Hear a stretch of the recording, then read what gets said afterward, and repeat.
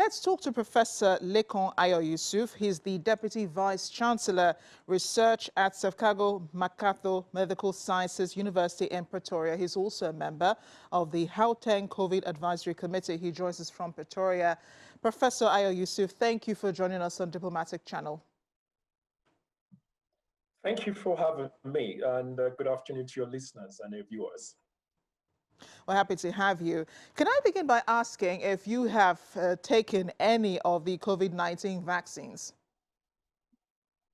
Yes, I have, and I'm very proud to have done that. It's the right thing to do.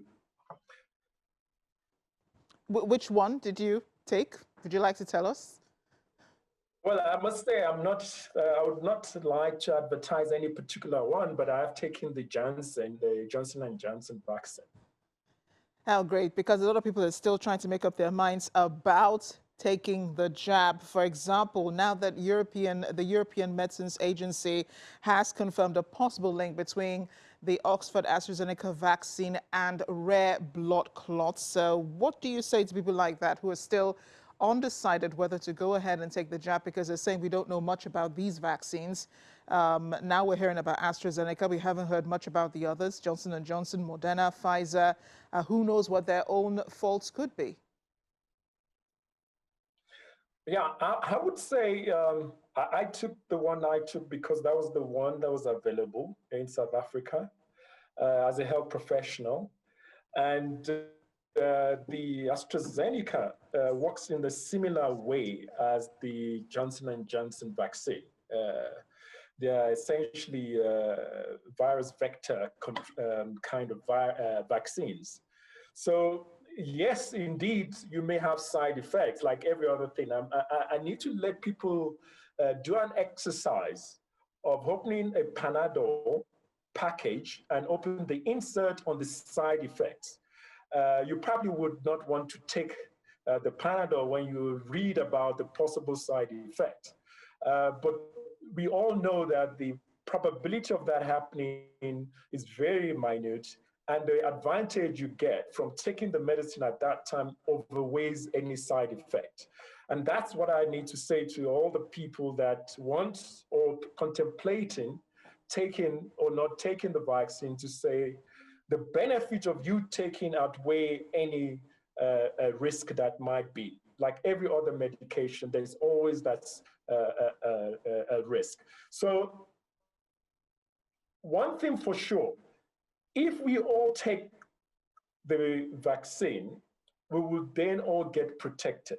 If only a few of us take the vaccine, we all not protected, because the herd immunity is what we all need to protect us. And the longer we take to take the vaccine or to reach the herd immunity, the worse the virus could get in terms of mutating, and may get even more deadlier than we have it currently. So many people might think, oh, I can hang out around and not take it because maybe the virus is not that bad.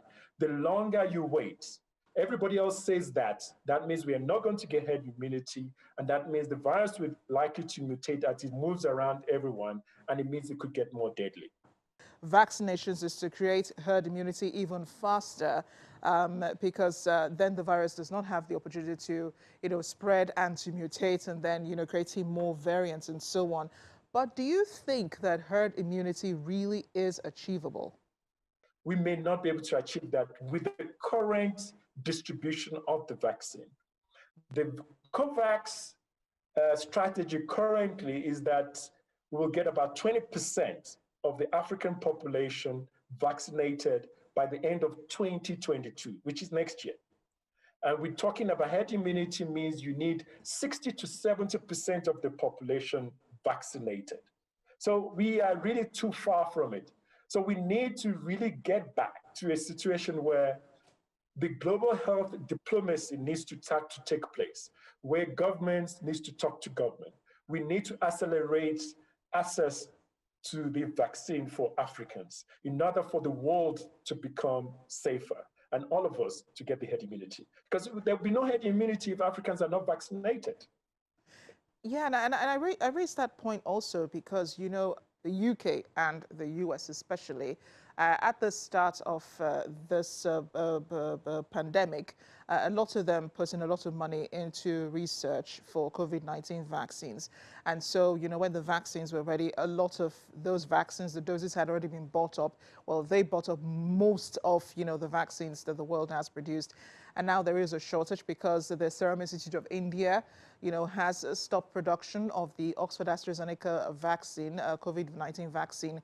And then, you know, other countries are looking for ways, you know, to fill in the gaps. Now, countries like even Nigeria are considering other vaccines which are outside of what, you know, the agreement with COVAX is.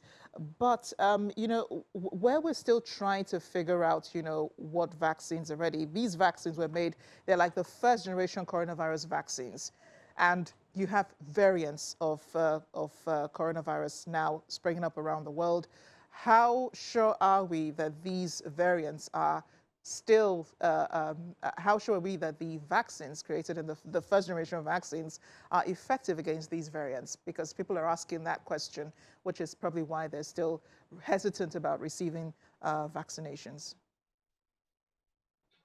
Yeah, so I think one of the things we need to understand about the vaccines is that we've got the disease that ranges from being mild, moderate to severe hospitalization and death on a continuum. So oftentimes the vaccines are tested. We do have much more people with mild to moderate than with severe to death, as you probably know. So when they get tested, they're often tested for mild to moderate.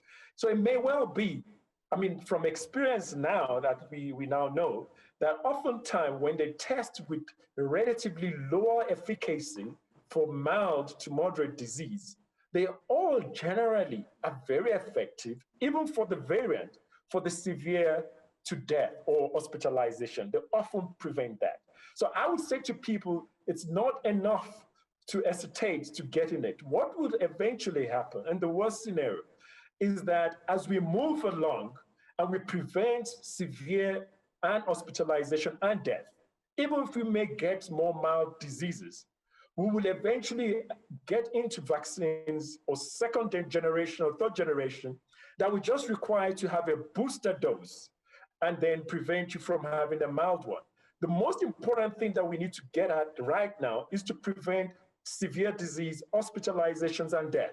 Hospitalization or severe disease that may cripple the health system from even dealing with the normal malaria or AIDS or TB. This is why it's so urgent that we still go for vaccination, because even for the variant, it does prevent severe disease and hospitalization.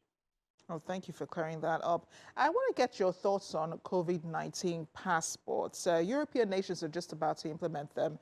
The UK and the United States, not so much, still, you know, holding off on that already. But talk to us why this might become a necessity or not.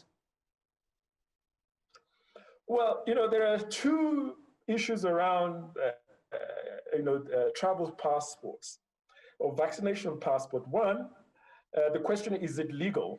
The second one, is it ethical? I always like to tell people that there's a difference between legality and something that's been ethical or morally correct.